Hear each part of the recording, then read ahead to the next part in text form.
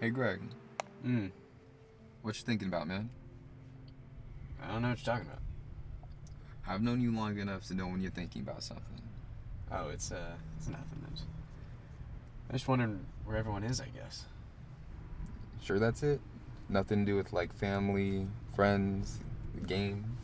Well, aren't you being nosy today? Yeah. But, for real, man, what's up? Take a guess first. Okay. Is it about baseball? A little warmer.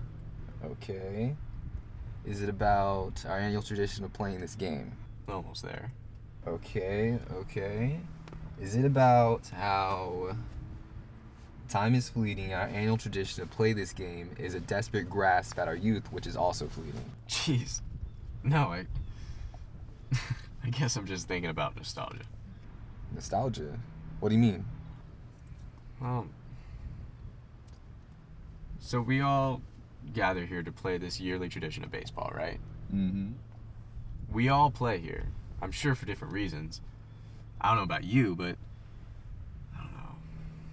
I play out of a sense of obligation. Obligation? Yeah, like an obligation to my nostalgia. Back then, playing with you guys was fun. We vowed to keep playing no matter what. Uh-huh. Of course, I still love playing with you guys. Don't get me wrong. But I don't know. Is this tradition of ours really ours?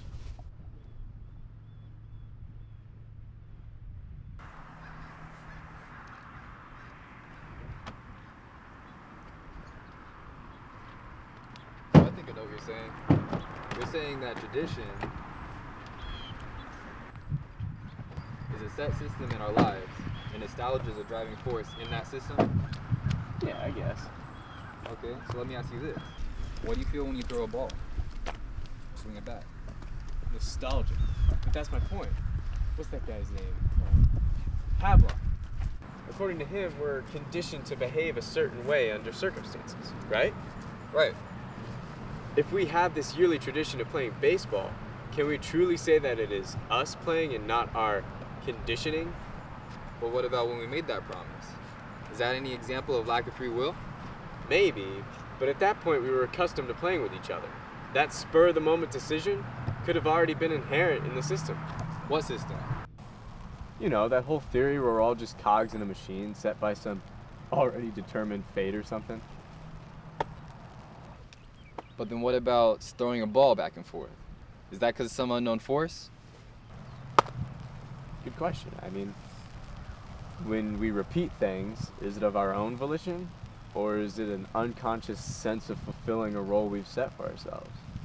There are lots of religions that say things happen because of a greater power. Okay. But then what about this? Do you believe that we control our unconsciousness or not? I can't say really. I mean, the idea of free will controlling humans seems a bit oxymoronic, doesn't it? Well then, back to the nostalgia. If we're set on course by fate, does that mean all the memories we gain through our lives are just simulated experiences? It's possible, man. I mean, if you were to have a great birthday party at like 7, then you would love it, obviously, and be excited for the next one.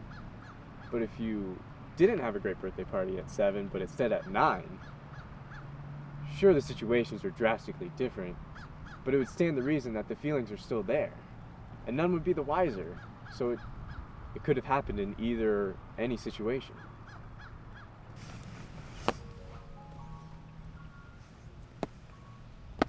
But then, what about before all that? Before you can memorize? I don't know what you mean. Well, you know how people normally don't really remember things before they're 4 or so? If we are set forth by our conscious awareness of memories, does that apply before nostalgia? Before we can get those memories? If we're controlled by our memories, what controlled us before? Are our pre-memory years free will based? Overall, how can we pinpoint where we end, or even if we start to begin with?